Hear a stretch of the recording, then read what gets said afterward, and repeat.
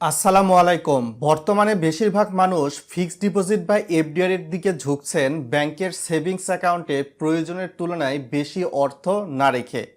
তবে fixed deposit করার ক্ষেত্রে অনেক মানুষ কিন্তু শুধুমাত্র ইন্টারেস্ট রেট বা হারের দিকে লক্ষ্য করেন। মেয়াদ শেষে দেখা যায় ব্যাংক আপনাকে কাঙ্ক্ষিত মুনাফা না দিলে তখন মন খারাপ কিন্তু আপনারই হয়। তো আজকের এই ভিডিওতে জানাবো আপনি 1 মাস, 3 মাস, 6 মাস বা 12 মাস মেয়াদি এফডিআর বা ফিক্সড ডিপোজিট রিসিভ করার পরবর্তীতে যে মুনাফা আসবে সেখান থেকে ব্যাংক সরকারকে টিডিএস কাটার পর কেমন মুনাফা আপনার হাতে তুলে দিবে।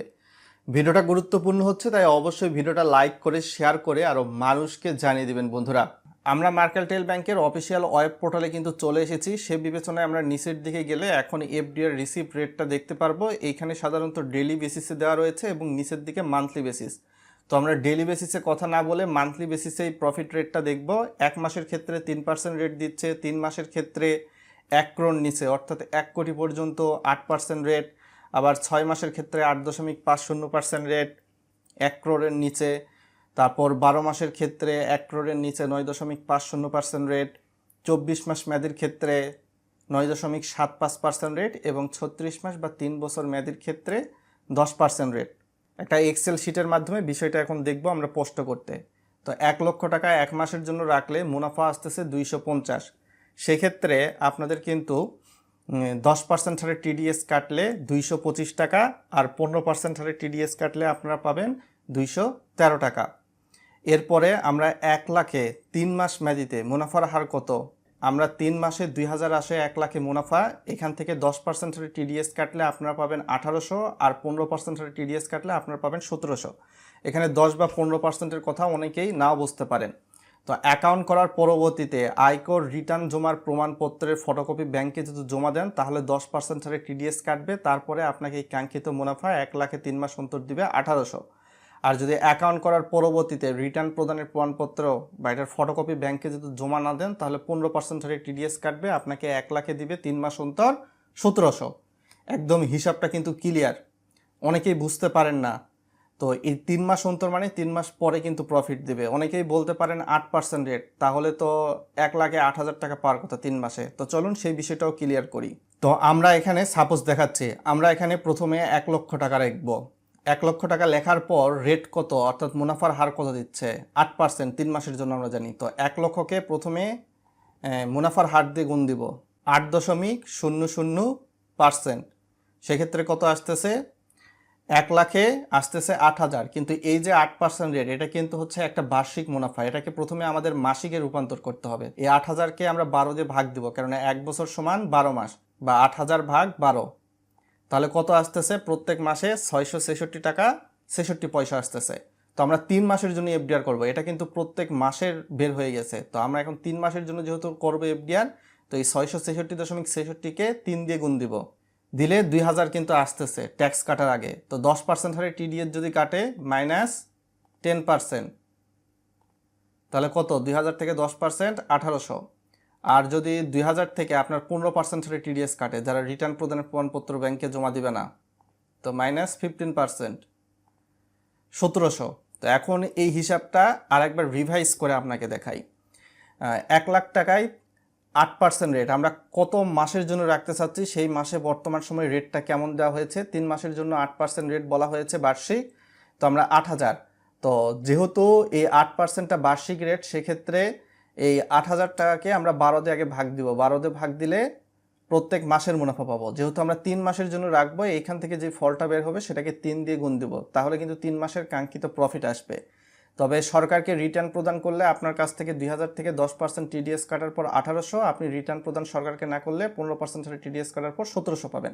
এখন 1 লাখে 6 মাসে দিচ্ছে 8.50% রেট, সেক্ষেত্রে 6 মাস অন্তর আসতেছে 4250। 10% হারে আপনার কাছ থেকে টিডিএস কাটলে আপনি পাচ্ছেন 3825, আর আপনার থেকে 15% হারে টিডিএস কাটলে আপনি পাচ্ছেন 3613 টাকা সমমূল্য বা কাঙ্ক্ষিত মুনাফা। 12 মাসে তারা রেট দিচ্ছে হচ্ছে 9.50%। তো সেক্ষেত্রে 1 লাখে 9.50% রেটে আসতেছে 9500 বার্ষিক মুনাফা।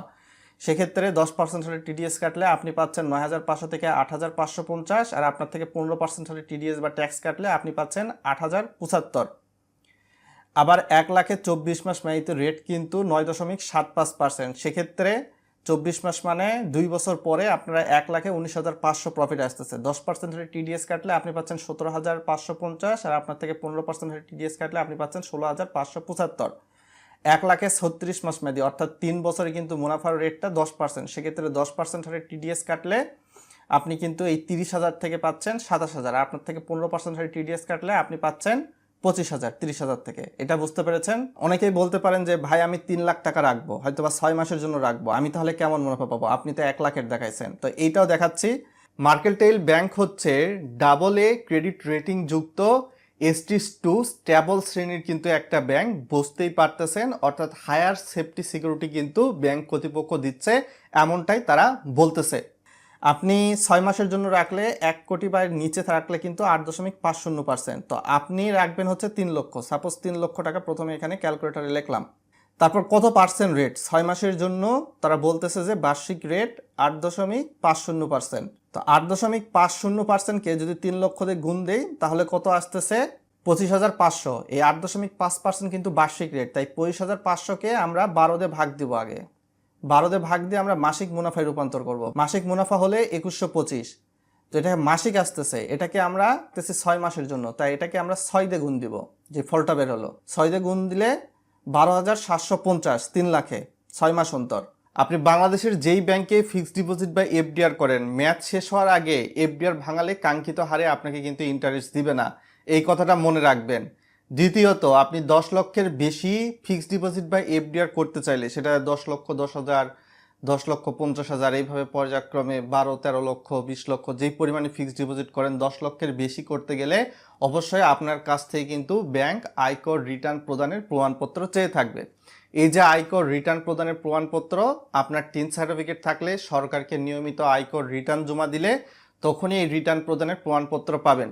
শুধুমাত্র টিন সার্টিফিকেট থাকলেই কিন্তু আপনাকে মুনাফার উপর 10% হারে টিডিএস কাটবে না। আপনার টিন সার্টিফিকেট প্লাস রিটার্ন প্রদানের প্রমাণপত্র দুইটা থাকতে হবে, তখনই 10% হারে টিডিএস কাটবে, আদারওয়াইজ 15% হারে টিডিএস। মার্কেন্টাইল ব্যাংকে ফিক্সড ডিপোজিট করতে গেলে কি কি লাগবে? একটা সেভিংস অ্যাকাউন্ট খোলা থাকতে হবে, আপনার 2 কপি পাসপোর্ট সাইজের ছবি, আপনার এবং নমিনির এনআইডির ফটোকপি লাগবে। গ্রাহকের যদি এনআইডি না থাকে তাহলে পাসপোর্ট বা ড্রাইভিং লাইসেন্স দিয়ে করতে পারেন, তবে পাসপোর্ট বা ড্রাইভিং লাইসেন্সের মেয়াদ থাকতে হবে। আবার জন্ম নিবন্ধন দিয়ে করতে চাইলে অনলাইন বেশ 17 ডিজিটের জন্ম নিবন্ধন হতে হবে।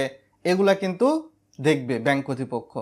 আর এফডিআরটি করার ক্ষেত্রে আপনি নিকটবর্তী আপনার মার্কেন্টাইল ব্যাংকের শাখা, উপশাখা বা এজেন্ট ব্যাংকিং পয়েন্টে চলে যেয়ে এফডিআরটি করতে পারেন। কি কি ডকুমেন্টস লাগবে A to Z বলে দিয়েছি। এবং আপনি যেখানেই এফডিআর বা ফিক্সড ডিপোজিট করেন, আর্থিক বিষয়ে অবশ্যই সিদ্ধান্ত নিজের সজ্ঞানে নেবেন, অন্যের কথায় প্ররোচিত হয় না। আমি শুধুমাত্র ভিডিওতে হিসাব দেখিয়েছি।